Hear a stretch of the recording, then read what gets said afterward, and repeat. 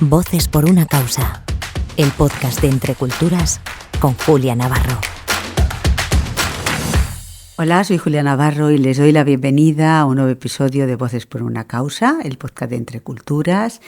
Y hoy tenemos una invitada muy especial y no es una frase hecha.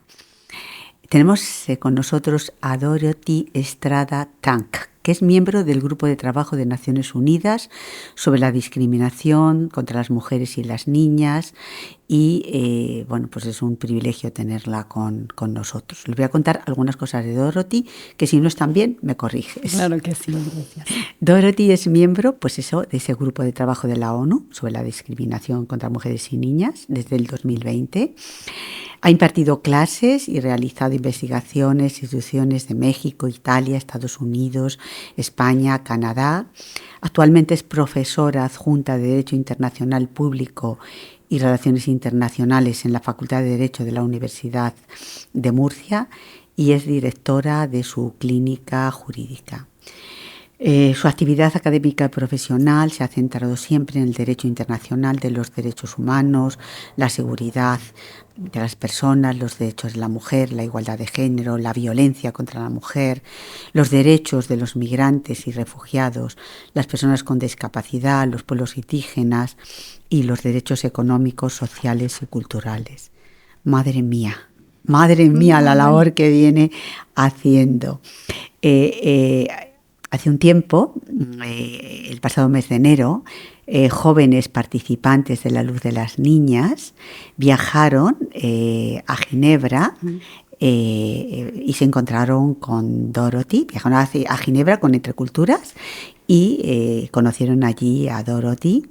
Y se pueden encontrar con ese grupo de trabajo y entregar más de 83.000 firmas en apoyo a la lucha contra la violencia de las niñas. Te tengo que decir, Dorothy, que yo luego, cuando esas niñas vinieron de Ginebra, tuve la oportunidad también y el privilegio de estar con ellas. Estaban tan emocionadas, tan contentas.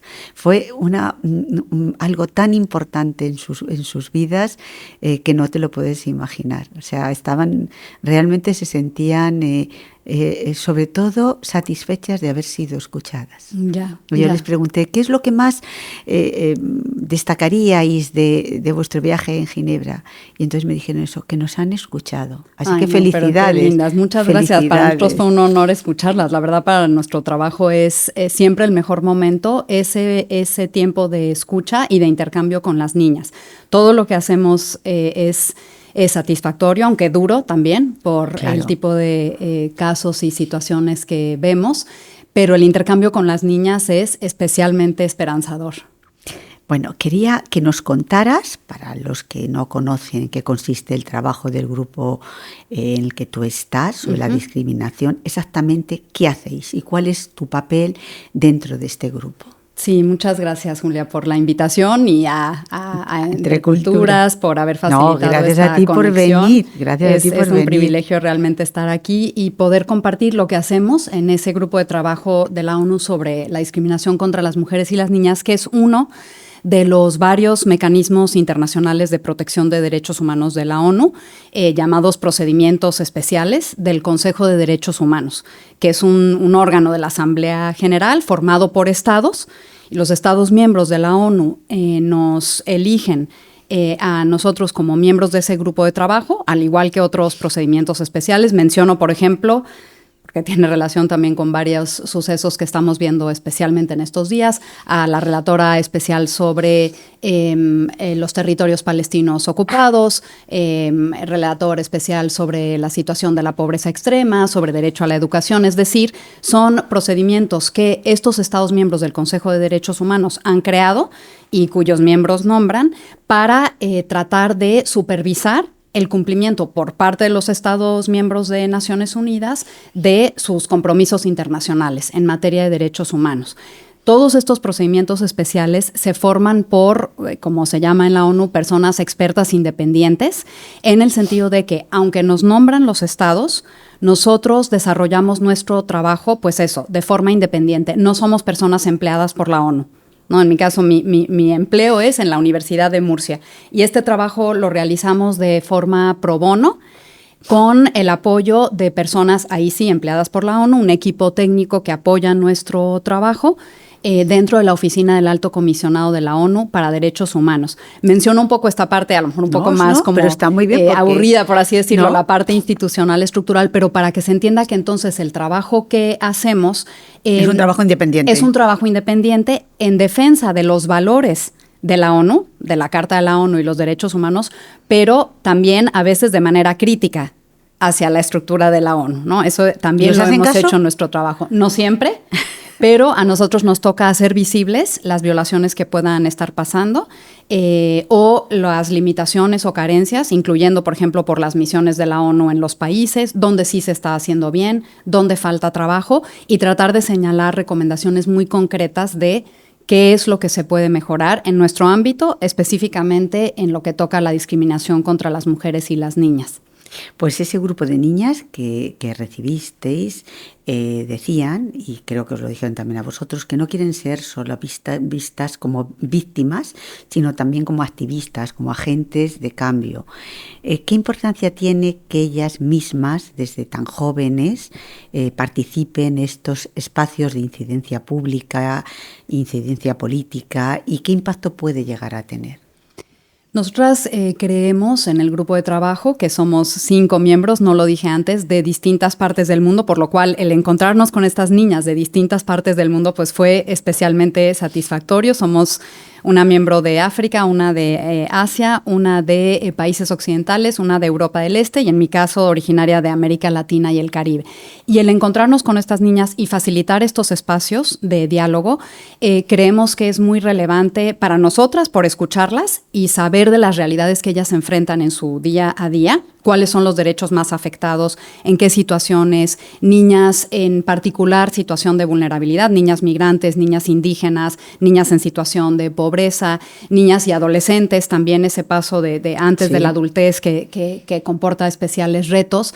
Y el facilitar estos espacios creemos que es relevante también para ellas, porque hemos visto que muchas de las violaciones pues inician desde tempranas edades en el seno de la vida familiar y luego eso se traslada a carencia de espacios de participación pública y política.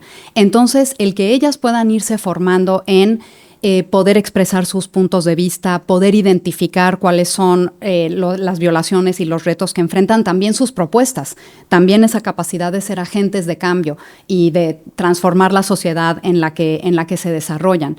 Escucharlas siempre es para nosotros un privilegio porque es que de verdad ver cómo pueden ser tan articuladas, tener tan claro lo que están viviendo y lo que están pidiendo, que de verdad pues son también una inspiración y un ejemplo para nosotros. Y creemos que esos espacios entonces pueden también después ir potencializando su capacidad de pues exigir sus derechos y desarrollarlos en el resto de su vida. Las cifras de violencia contra las niñas en todo el mundo siguen siendo cifras que ponen los pelos de punta, son alarmantes. Desde tu experiencia, desde la responsabilidad que tienes, ¿cuáles dirías que son hoy los principales desafíos para erradicar esa discriminación y esa violencia estructural a la que siguen padeciendo tantas niñas a lo largo y ancho del mundo? Es cierto, las cifras son alarmantes. Sabemos que incluso en la Unión Europea, 1 de cada 3 niñas y mujeres en todo su ciclo de vida han experimentado o experimentarán, en la estadística de probabilidad, violencia en sus vidas. Y eso estamos hablando de países que tienen programas de lucha contra la violencia de género de muchos años. La raíz, en realidad, de la violencia contra las niñas, de la violencia de género más generalmente entendida, es la discriminación. Es decir, esas relaciones desiguales de poder, de acceso a los recursos, a las oportunidades y, por lo tanto, al ejercicio de derechos. Entonces, nosotros reconocemos eso que dice la propia Convención de la ONU sobre eliminación de la discriminación contra las mujeres, que habla de discriminación en este sentido más amplio, que es que los estados tienen obligación de eliminar estereotipos, roles, expectativas de género que causan esa desigualdad o que colocan a las niñas y a las mujeres, o en realidad a cualquiera de los géneros, en una situación desigual. Entonces, el luchar contra esa discriminación estructural, que es como el telón de fondo en el que se manifiesta la violencia, ¿no? Como la forma más grave, más evidente, más clara de discriminación, pero esa violencia es la punta del iceberg de toda una situación de discriminación previa. Sabemos que hay expresiones de discriminación que afectan particularmente a las niñas, el matrimonio infantil y forzado, el embarazo infantil y adolescente, las prácticas culturales nocivas, no todas lo son, pero hay algunas nocivas, precisamente aquellas que, por ejemplo, hacen que se decida en una familia que cuando hay recursos limitados, quien va a continuar yendo al colegio, pues es el hijo y no las hijas, ¿no? El que hay ciertas labores que las niñas necesariamente tienen que realizar. Entonces, el coartar esos espacios de libertad para las niñas que vienen de estos patrones discriminatorios, de esta cultura que sigue presente en nuestras sociedades, en mayor o menor medida, en todas las sociedades del mundo, y eso viniendo de distintas partes del mundo, nosotras en el grupo de trabajo lo comprobamos, y entonces hay que luchar contra esa discriminación estructural que es el caldo de cultivo en el que luego puede expresarse la violencia. Tú has trabajado también en temas de migración, pueblos indígenas, discapacidad. ¿Cómo se cruzan todas estas realidades con la discriminación específica que viven las niñas? Uh-huh. Porque todos estos problemas, además, si eres niña, se agravan, se aumentan, ¿no? Sí, efectivamente. Sabemos que el ser, en general, persona migrante indocumentada en particular, persona solicitante de asilo, refugiado, eso en general ya se traduce en ciertas situaciones de vulnerabilidad. Luego, si se es mujer y niña, más por esta desigualdad de género, y si se es niña específicamente, más pues por esas situaciones agravadas y por no tener espacios donde las niñas pueden expresar su voz. Es decir, que aunque puedan llegar a identificar que están sufriendo una violación de derechos, que eso ya es un avance, ¿no? Un primer reto está ahí. Pero aun cuando ya lo identifican, para poder exigir la reparación o que esa situación cambie, acceder a la justicia, pues tienen muchas más limitaciones que las personas adultas. Y las niñas que se encuentran en estas otras situaciones de posible discriminación, pues experimentan lo que se conoce como discriminación interseccional, ¿no? Digamos, estas capas una encima de otra que hacen que la discriminación se vaya acumulando, ¿no? Y que entonces las niñas migrantes, las niñas indígenas, las niñas refugiadas, las niñas en situación de pobreza, pues enfrenten discriminación por estas causas que se juntan, ¿no? Y que hacen más difícil salir de este círculo de exclusión y de marginación. Una de las violencias más graves que sufren las niñas en el mundo es el matrimonio infantil forzoso. Claro, porque no creo que haya ninguna niña que a los 8 años o a los 10 años diga me quiero casar, sino es un matrimonio forzoso. Y eso afecta a millones de niñas en todo el mundo.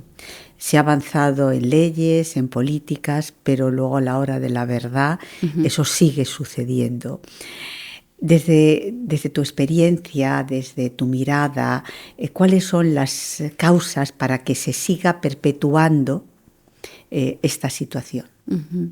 Y no se logre erradicar de una vez por todas, ¿no? ¿Qué esfuerzos serían necesarios para lograrlo? Uh-huh. Pues pienso que tenemos que hacer esfuerzos en varios niveles. Uno, efectivamente, en lo que ya se decía, ¿no? En las leyes y la política pública. Ese es un paso. Por ejemplo, en Colombia se acaba de igualar la edad legal para contraer matrimonio entre hombres y mujeres y hacerlo a los 18 años, porque luego sabemos que eso está diferenciado también, ¿no? O sea, que a los hombres se les permite a los 18 o ya se considera una acción adulta, pero para las niñas está bien a los 15 o 16, ¿no? Entonces, por una parte está esa desigualdad, igualarlo en las normas y en la política pública de hacer conciencia de que es un acto adulto, un compromiso adulto. Pero luego también están los factores culturales y socioeconómicos que también hay que combatir. Es decir, la idea de que está bien o es relativamente normal que la niña, pues eso, a lo mejor hay culturas o tradiciones que dirían quizá no a los 6 o 7 años, pero Dorothy, sí a los 16. A mí me gusta más hablar de, en vez de cultura, porque a mí me parece que la palabra cultura, pues esto es una manía mía, me parece que la palabra cultura es una palabra hermosa, sí. Porque la palabra cultura es música, es literatura, no sé, es pintura, son tantas cosas y eso no tiene nada que ver con los matrimonios forzosos ni. Entonces yo creo que las costumbres, ¿no? Tan arraigadas, bueno, pues que en determinadas sociedades que son las que al final imponen esas normas a las niñas. Sí, efectivamente hay esas costumbres discriminatorias e igual, no todas las costumbres lo son, ¿no? O sea, hay tradiciones todas, en todas nuestras sociedades, es decir, conductas que como seres humanos repetimos y que nos dan una sensación de pertenencia y de empoderamiento en nuestra sociedad y de dignidad y bueno, también la conexión con la espiritualidad, todo eso pues son manifestaciones que vemos de una forma u otra en todas las sociedades, pero que en algunos casos efectivamente, como dices, hay costumbres, ¿no? O prácticas dañinas. Es que a veces cuando hablamos de cultura decimos la cultura de no sé qué país, dicen, no, ese país tiene una cultura fantástica, lo que tiene es unas costumbres respecto a las mujeres porque si no, de alguna manera estamos, a veces lo siento, digo, pues estamos un poco como señalando un país como si su cultura consistiera en violar a las niñas. Sí, no, su cultura es una cosa y sus costumbres pienso que son otras. Sí, totalmente. Y luego, bueno, es verdad que hay autores, o sea, como Bikku Parekh, por ejemplo, que hablan de que pues ninguna cultura es homogénea en sí misma, y por lo tanto superior o inferior en sí misma a otras, ¿no? Sino que todas nuestras interacciones sociales y el marco en que se dan, pues tienen cuestiones constructivas y positivas y otras dañinas, ¿no? Y efectivamente no hay que estigmatizar a ninguna de las culturas y justamente en el grupo de trabajo, precisamente por eso visibilizamos el que en todos los países del mundo hay algunas prácticas discriminatorias que prevalecen. Hacia las mujeres, desde hacia luego, las mujeres hasta en Occidente. Y niñas. Claro, eso son costumbres. Eso son costumbres. Esos son costumbres y no la cultura en sí. Que tenemos que lograr erradicar. No, es que yo creo que utilizamos mal la palabra cultura para eso. Son prácticas culturales. No, la cultura es otra cosa. Las costumbres. Eso es la causa. Otro de los problemas de las niñas en muchos lugares del mundo es la violencia sexual, las guerras, en los desplazamientos que se ejerce contra las niñas. Sí, efectivamente, justo ahora este año, en 2025, estamos celebrando o por lo menos recordando, porque a veces no hay tantas causas de celebración, el 25º aniversario de la adopción de la resolución 1325 por el Consejo de Seguridad de la ONU sobre mujeres, paz y seguridad. O sea, precisamente ese consenso mundial en el que se pone a las mujeres y a las niñas en el centro de las consideraciones internacionales, ¿no? Porque normalmente el Estado, o sea, esta organización política así abstracta es el que tiene la prioridad y toma la voz cantante, y no en los conflictos armados, me refiero, y en el análisis que de ellos se hace, y no lo que pasa con las mujeres y las niñas. Tanto la violencia sexual y de otros tipos que sufren, como su rol en procesos de reconciliación y de reconstrucción.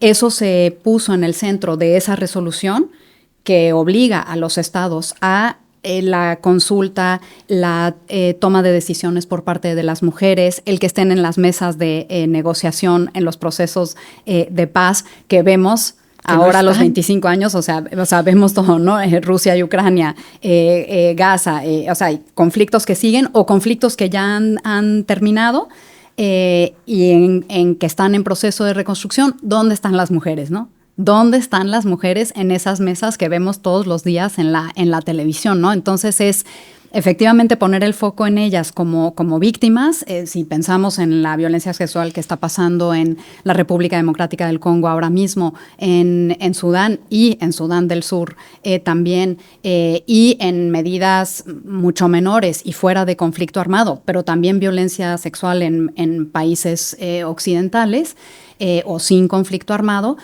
pues hay que seguir tomando políticas de protección, de rehabilitación, de atención a las mujeres con sus necesidades y sus derechos al centro, pero también mirarlas como agentes de cambio en esos cambios políticos de transición después de los conflictos.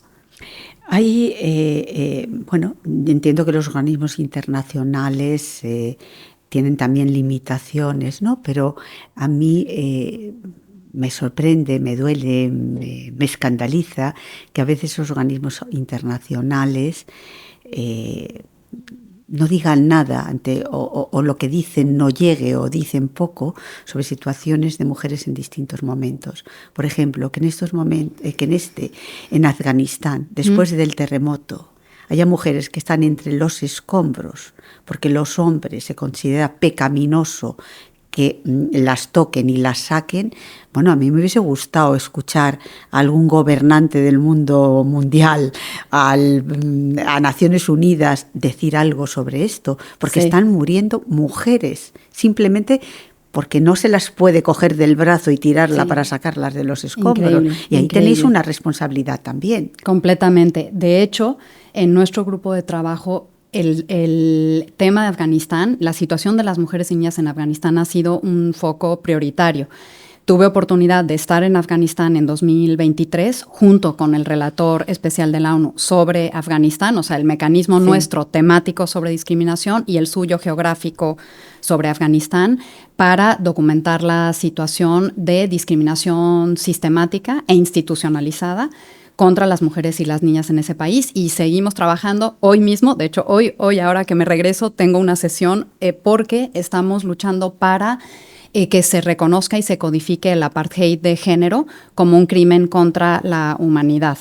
Y en esa situación, ¿lo vais a conseguir en Naciones Unidas? No lo sé, pero nos vamos a morir en la lucha. O sea, nos morimos en la raya. ¿Cuántos países lo apoyan? Hasta ahora hay unos 12 países. No es mucho, ¿eh? No es mucho, pero bueno, el proceso ha empezado. Están los importantes, que son los que al final pueden conseguirlo. Algunos. Está México como país medio, digamos país medio, y tiene peso, mucho peso en América Latina y el Caribe. De la Unión Europea está Malta, por ejemplo.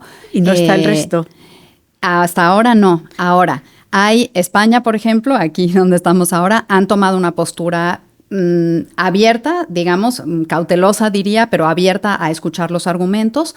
En general han tomado una postura de apoyar a las mujeres y niñas en Afganistán. De hecho, cada año, desde la toma de poder de los pero no solamente en Afganistán. A mí me interesa mucho lo que has dicho de considerar el apartheid. Entonces nosotros queremos que pasen de ese apoyo, se han realizado eventos, ahora en diciembre hay uno con las mujeres, ¿vale?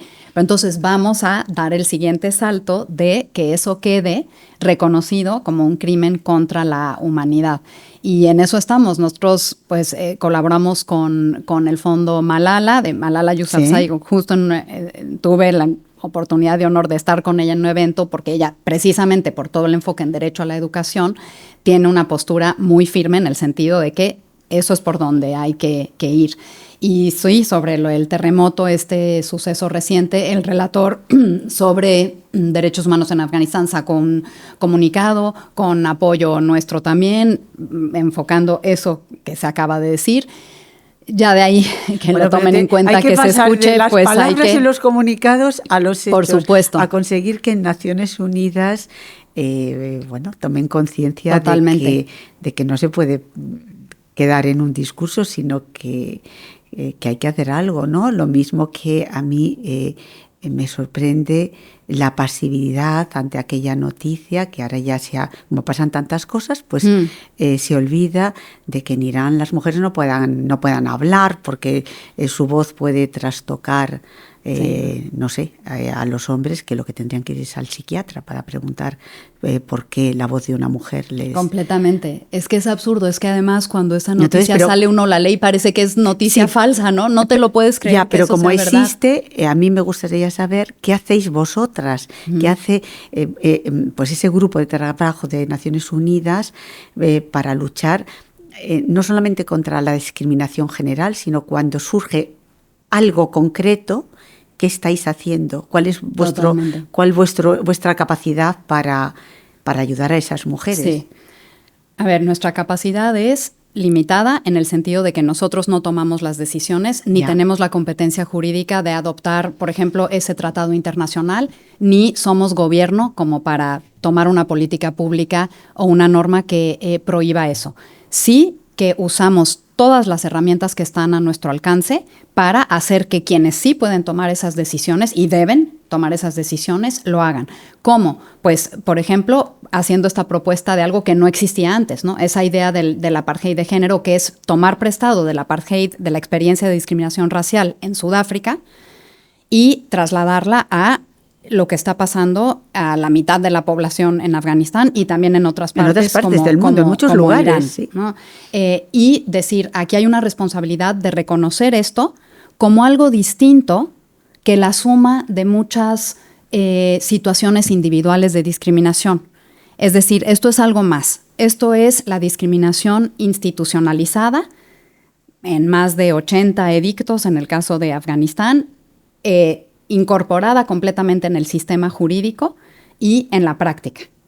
Entonces, esto es algo, pues eso, distinto que casos aislados de discriminación. Hay que reaccionar de la misma manera que se hizo con la discriminación racial, o que el género es menos importante que la discriminación racial, ¿no? Y eso lo decimos así a los gobiernos y luego elaboramos se llaman un documento guía, donde le damos a los estados argumentos y le desglosamos por qué sí se puede jurídicamente, por qué tiene que ser un crimen contra la humanidad.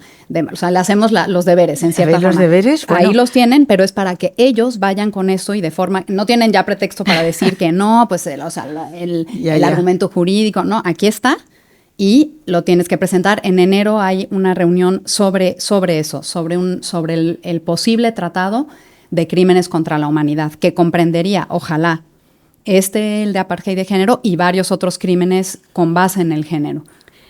¿Qué pasos crees que deberían dar los estados, la comunidad internacional, para asegurar que las niñas vivan libres de violencia y tengan igualdad de oportunidades?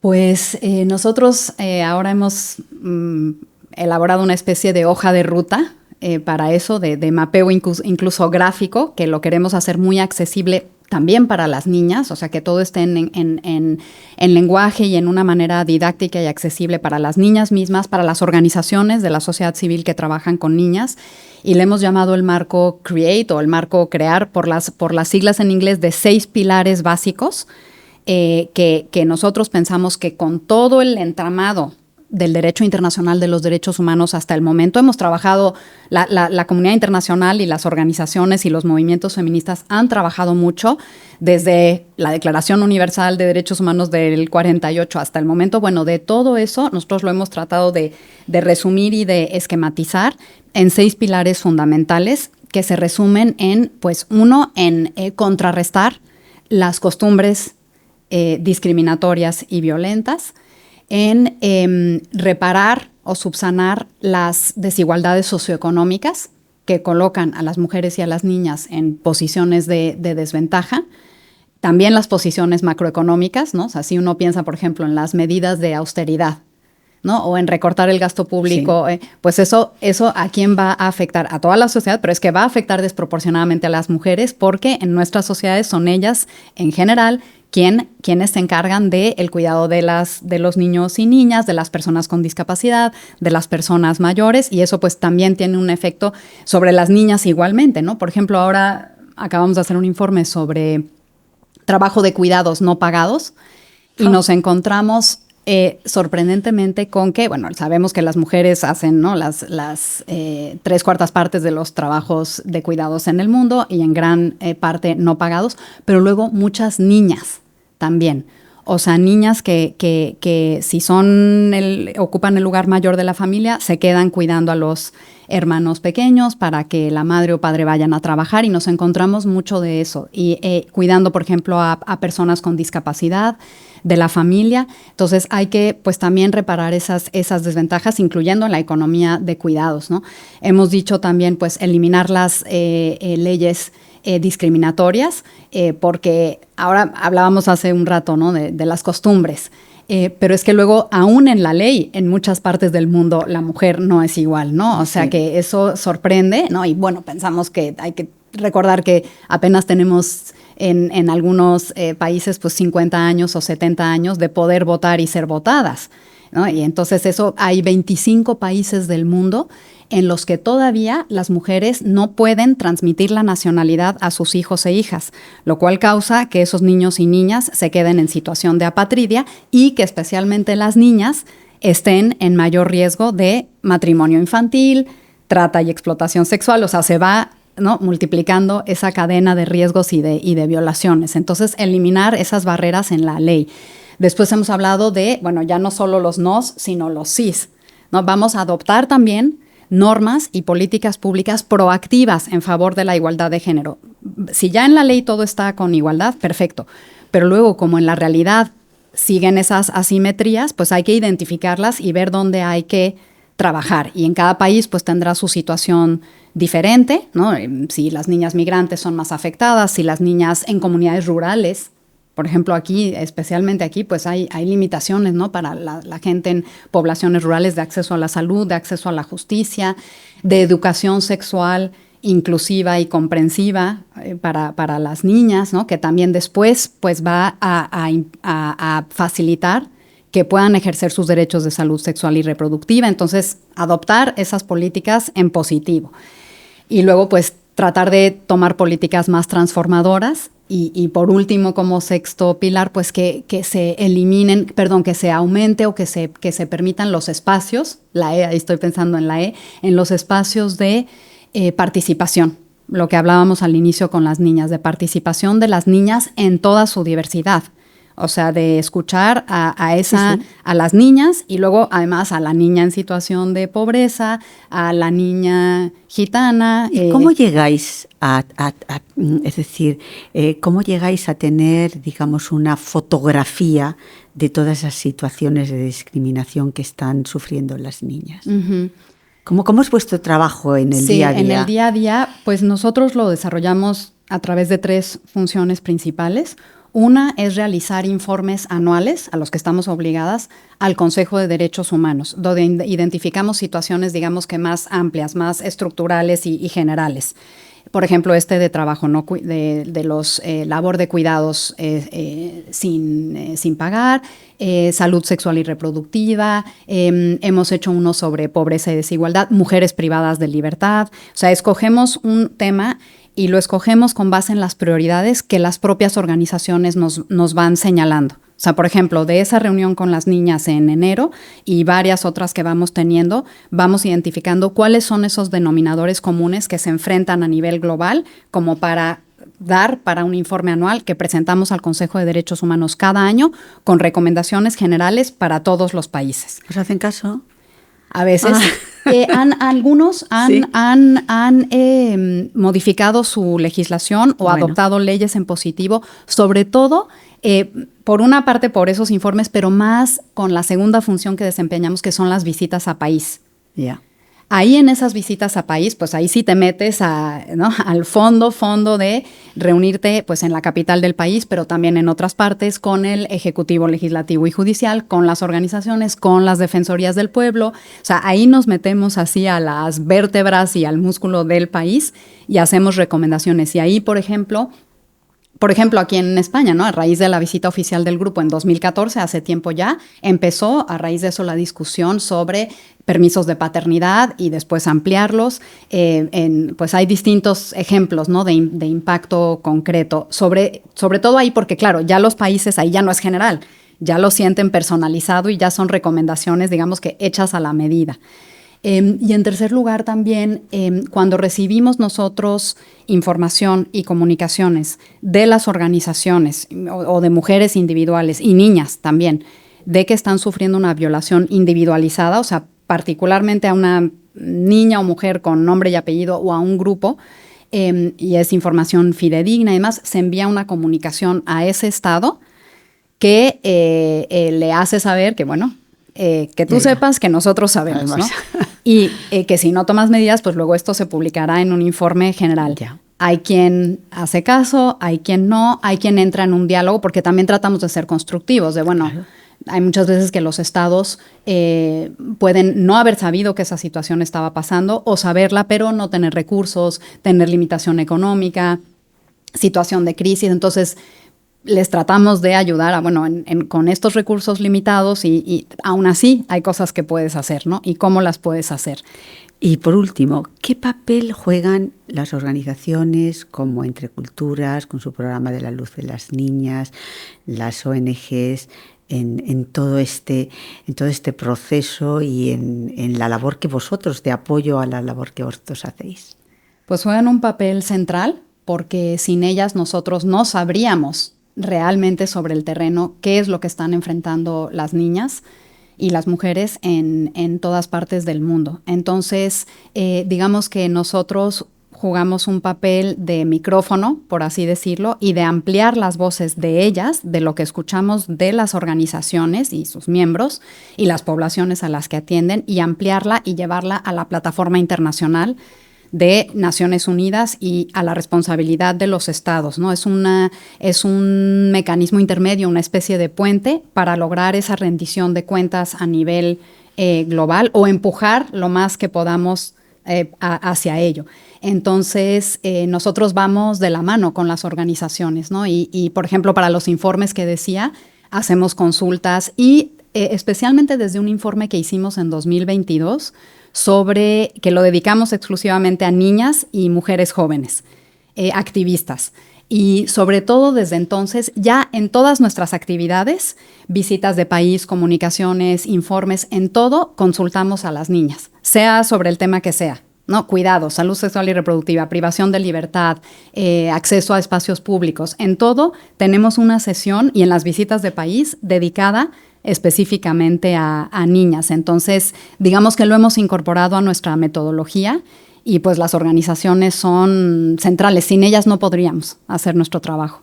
Pues muchísimas gracias, Dorothy. Vuestro trabajo es importantísimo y es un trabajo que ojalá llegue a buen puerto, porque el mundo sería mucho mejor. Muchísimas gracias. Muchas gracias por tu tiempo y compartir con nosotros pues tu mirada, tu compromiso con los derechos de las niñas y de las mujeres. Mil gracias. Voces por una causa. El podcast de Entre Culturas con Julia Navarro.